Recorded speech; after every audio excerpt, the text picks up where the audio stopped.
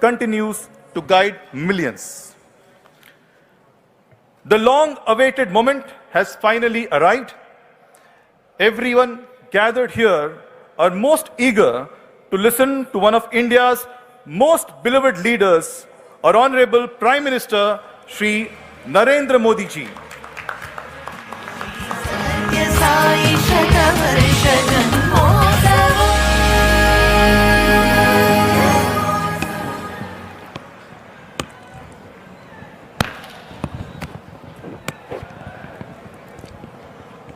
साई राम।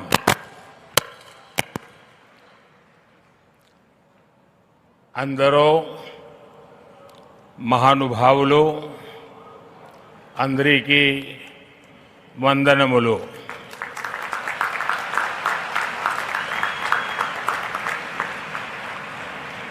मुख्यमंत्री श्री चंद्रबाबू नायडू, केंद्र में मेरे सहयोगी राम मोहन नायडू जी, किशन रेड्डी, भूपति राजू, श्रीनिवास वर्मा, सचिन तेंदुलकर जी, डिप्टी सीएम पवन कल्याण जी, राज्य सरकार में मंत्री नारा लोकेश जी, श्री सत्य साई सेंटर ट्रस्ट के मैनेजिंग ट्रस्टी आरजे रत्नाकर जी, वाइस चांसलर के चक्रवर्ती जी, ऐश्वर्या जी, अन्य सभी महानुभाव, देवी और सज्जनों, साई राम। साथियों,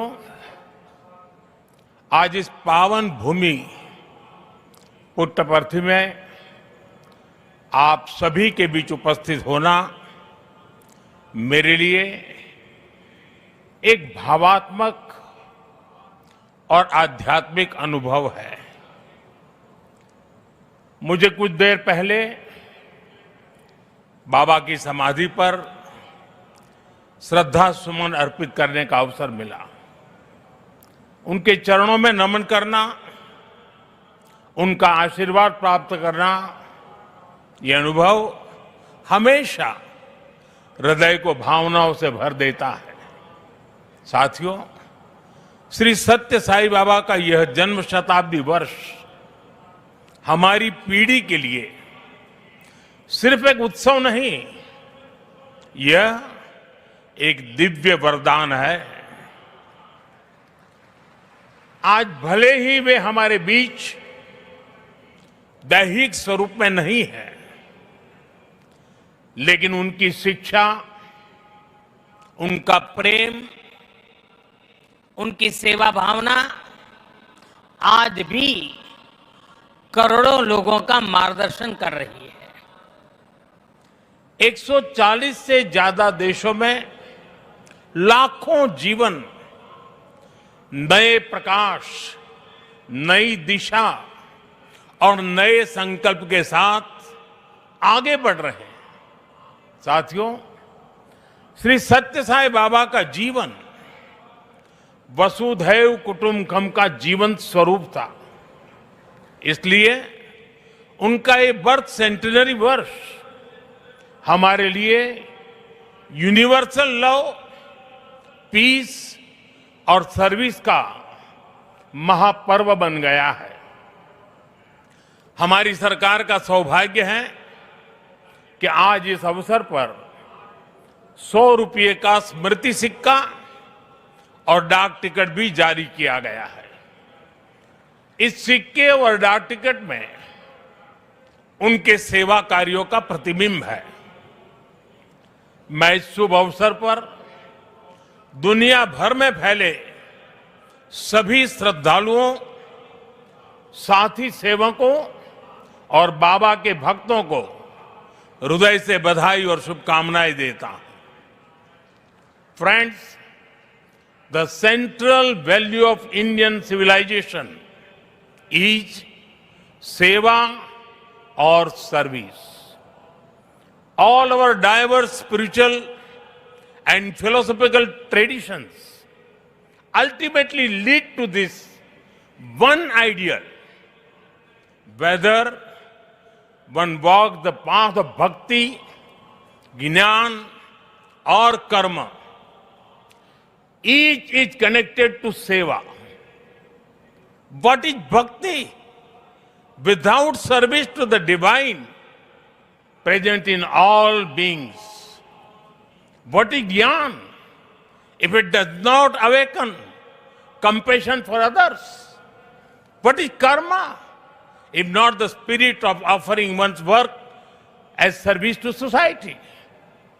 Seva paramo dharma is the ethos that has sustained India through centuries of changes and challenges.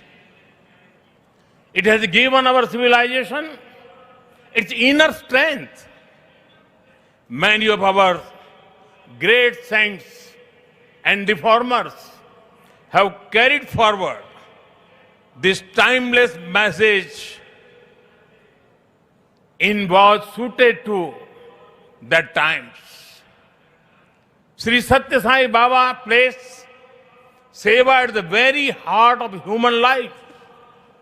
He often said, love all, serve all. For him, seva was love in action. His institutions in education, healthcare, rural development, and many such areas stand as living proof of this philosophy. They show spirituality and service are not separate but different expressions of the same truth.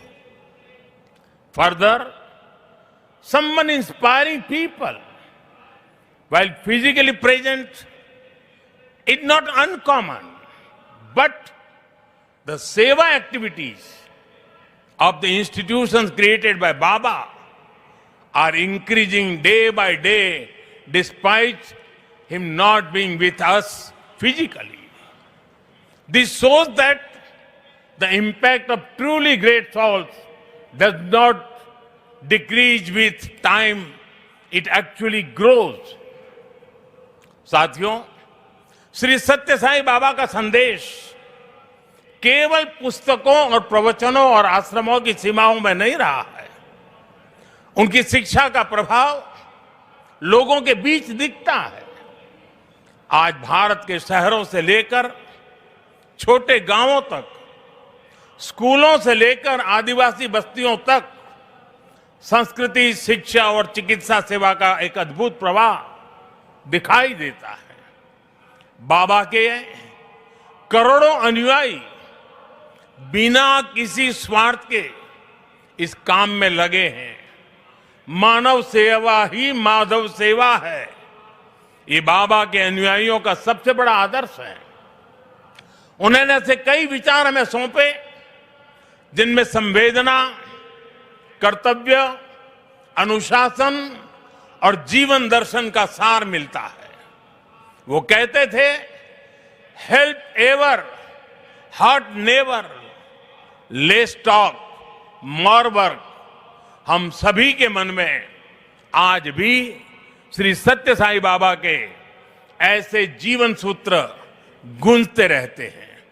साथियों, साई बाबा ने अध्यात्म का उपयोग समाज और जन कल्याण के लिए किया। उन्होंने इसे निष्काम सेवा, चरित्र निर्माण और मूल्य आधारित शिक्षा से जोड़ा। उन्होंने किसी मत या सिद्धांत पर अपनी शक्ति नहीं लगाई। उन्होंने गरीबों की सहायता की और उनके दुखों को दूर करने के लिए कार्य किया। मुझे याद है, गुजरात के भूकंप के बाद पीड़ितों को राहत पहुंचाने में बाबा का सेवा दल और सारे सेवाव्रती आगे की पंक्ति में आकर के खड़े हो गए थे। उनके अनुयायी पूरी निष्ठा से कई दिनों तक सेवा में जुटे रहे। उन्होंने प्रभावित परिवारों तक सहायता पहुंचाने, आवश्यक सामग्री उपलब्ध कराने और मानसिक सामाजिक सहयोग देने में महत्वपूर्ण योगदान दिया। साथियों, एक मुलाकात में अगर किसी का हृदय पिघल जाए, किसी के जीवन की दिशा बदल जाए, तो इससे उस व्यक्ति की महानता का पता चलता है। आज यहां इस कार्यक्रम में भी हमारे बीच ऐसे कई लोग हैं जिन पर सत्य साई बाबा के संदेशों का गहरा असर हुआ और उनका पूरा जीवन बदल गया। साथियों, मुझे संतोष है कि श्री सत्य साई बाबा की प्रेरणा से साई सेंट्रल ट्रस्ट और उससे जुड़े संगठन सेवा को ऑर्गेनाइज, इंस्टीट्यूशनल और लॉन्ग टर्म व्यवस्था के रूप में आगे बढ़ा रहे हैं। आज एक व्यवहारिक मॉडल के रूप में हमारे सामने है।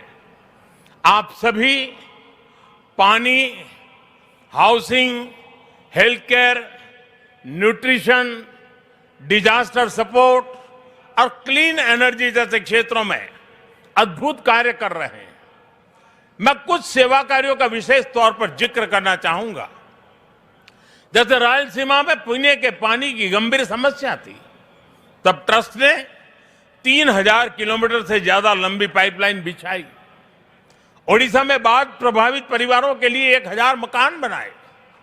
जो गरीब परिवार पहली बार श्री सत्य साई अस्पतालों में आता है, वो देखकर दंग रह जाता है कि अस्पताल में बिलिंग का कोई काउंटर ही नहीं है। यहां इलाज भले मुफ्त है, लेकिन मरीजों और उनके परिजनों को किसी असुविधा का सामना नहीं करना पड़ता। साथियों, आज ही यहां 20,000 से ज्यादा बेटियों के नाम पर सुकन्या समृद्धि योजना के खाते खोले गए हैं। इससे उन बेटियों की शिक्षा और सुरक्षित भविष्य सुनिश्चित हुआ है। साथियों, भारत सरकार ने 10 साल पहले बेटियों की शिक्षा को ध्यान में रखते हुए उनके उज्जवल भविष्य के लिए ये सुकन्या समृद्धि योजना शुरू की थी। ये देश की उन योजनाओं में से एक है जिसमें 8.2% का सबसे ज्यादा इंटरेस्ट रेट हमारी बेटियों को मिलता है। अब तक देश की 4 करोड़ से ज्यादा बेटियों के खाते सुकन्या समृद्धि योजना के तहत खोले जा चुके हैं। और आपको ये जानकर खुशी होगी कि अब तक इन बैंक अकाउंट्स में 3.25 लाख करोड़ रुपए से ज्यादा की राशि जमा कराई जा चुकी है। ये प्रयास बहुत अच्छा है कि श्री सत्य साई परिवार ने यहां 20,000 सुकन्या समृद्धि खाते खुलवाने का नेक काम किया है। वैसे मैं काशी का सांसद हूं, तो एक उदाहरण वहां का भी दूंगा। पिछले साल फरवरी में हमने वहां 27,000 बेटियों के सुकन्या समृद्धि खाते खुलवाए थे और हर बेटी के बैंक खाते में 300 रुपये भी ट्रांसफर किए गए थे। बेटियों की एजुकेशन और बेहतर भविष्य में सुकन्या समृद्धि योजना बड़ी भूमिका निभा रही है। साथियों, देश में पिछले 11 वर्ष में ऐसी अनेक योजनाएं शुरू हुई हैं जिन्होंने नागरिकों की सामाजिक सुरक्षा को, सोशल सिक्योरिटी कवच को बहुत मजबूत कर दिया है और देश के गरीब, वंचित निरंतर सोशल सिक्योरिटी के दायरे में आ रहे हैं। 2014 में देश में 25 करोड़ लोग ही सोशल सिक्योरिटी के दायरे में थे। आज मैं बड़े संतोष के साथ कहता हूं और बाबा के चरणों में बैठकर के कहता हूं, आज ये संख्या करीब करीब 100 करोड़ तक पहुंच चुकी है। भारत की गरीब कल्याण की योजनाओं की, सोशल सिक्योरिटी देने वाली योजनाओं की विदेशों तक सभी इंटरनेशनल फोरम में चर्चा हो रही है। साथियों, आज ही यहां मुझे गोदान के कार्यक्रम में सहभागी होने का भी अवसर मिला है। ट्रस्ट द्वारा 100 गायें गरीब किसान परिवारों को दी जा रही है। हमारी परंपरा में गौ माता को जीवन, समृद्धि और करुणा का प्रतीक माना गया है। ये गायें इन परिवारों की आर्थिक, पोषण संबंधी और सामाजिक स्थिरता में सहायक होगी। साथियों, गौ माता के संरक्षण से समृद्धि का संदेश देश विदेश के कोने कोने में दिखता है। कुछ वर्ष पहले राष्ट्रीय गोकुल मिशन के तहत वाराणसी में 480 से ज्यादा गीर गायें वितरित की थी और मेरा एक नियम था कि जो पहली बछड़ी होती थी वो मैं वापस लेता था और दूसरे परिवार को देता था। आज वाराणसी में गीर गायों और बछड़ों की संख्या लगभग 1700 हो गई है और वहां हमने जो एक परंपरा शुरू की है, जो गाय वहां वितरित की गई है, उनसे पैदा हुआ मादा बछिया को दूसरे इलाके के किसानों को मुफ्त दिया जाता है। इसलिए इन गायों की संख्या भी बढ़ रही है। मुझे याद है 60-8 साल पहले अफ्रीका में रवांडा की यात्रा के दौरान मैं एक गांव में वहां गया था और वहां भारत की 200 गीर गायें भेंट की थी और ये दान देने वाली परंपरा वहां भी है। वहां गिरिंका नाम की प्रथा है जिसका अर्थ है मे यू हैव अ काऊ। इसमें गाय से पैदा होने वाली पहली मादा बछिया को पड़ोसी परिवार को दान देता होता है। इस प्रथा से वहां न्यूट्रिशन, मिल्क प्रोडक्शन, इनकम और सोशल यूनिटी बढ़ी है। साथियों, ब्राजील ने भी भारत की गीर और कांकरेज नस्लों को अपनाकर उन्हें आधुनिक तकनीक और वैज्ञानिक प्रबंधन के साथ आगे बढ़ाया है और आज वे बेहतर डेयरी परफॉर्मर्स का स्रोत बन गई है। ये सभी उदाहरण बताते हैं कि जब परंपरा, करुणा और वैज्ञानिक सोच एक साथ चलती है तो गाय आस्था के साथ ही सशक्तिकरण, पोषण और आर्थिक प्रगति का साधन बन जाती है। और मुझे खुशी है कि आप इस परंपरा को यहां बहुत नेक नियत के साथ आगे बढ़ा रहे हैं। साथियों, आज देश कर्तव्य काल की भावना के साथ विकसित भारत की दिशा में आगे बढ़ रहा है। इस लक्ष्य को पाने के लिए नागरिक भागीदारी आवश्यक है और इसमें सत्य साईं बाबा का ये जन्म शताब्दी वर्ष हमारी बड़ी प्रेरणा है। मेरा आग्रह है कि इस वर्ष हम विशेष तौर पर वोकल फॉर लोकल के मंत्र को मजबूत करने का संकल्प लें। विकसित भारत बनाने के लिए हमें लोकल इकोनॉमी को बढ़ावा देना ही होगा। हमें याद रखना है, जब हम स्थानीय उत्पाद खरीदते हैं तो हम एक परिवार, एक छोटे उद्यम और स्थानीय सप्लाई चेन को सीधे सशक्त बनाते हैं। इसी से आत्मनिर्भर भारत का रास्ता भी तैयार होता है। साथियों, आप सभी श्री सत्य साईं बाबा की प्रेरणा के साथ राष्ट्र निर्माण में अपना निरंतर योगदान दे रहे हैं। इस पावन भूमि में वाकई एक अद्भुत शक्ति है। यहां आने वाले हर व्यक्ति की वाणी में करुणा, विचारों में शांति और कर्म में सेवा का भाव दिखने लगता है। मुझे विश्वास है, जहां भी अभाव या पीड़ा दिखाई देगी, वहां आप इसी तरह एक आशा, एक प्रकाश बनकर खड़े होंगे। इसी भावना के साथ मैं सत्य साई परिवार, सभी संस्थानों, सभी सेवा दल के सेवाव्रती और देश दुनिया से जुड़े सभी श्रद्धालुओं को प्रेम, शांति और सेवा के इस यज्ञ को आगे बढ़ाने के लिए हृदय से शुभकामनाएं देता हूं। बहुत बहुत धन्यवाद। साईं राम।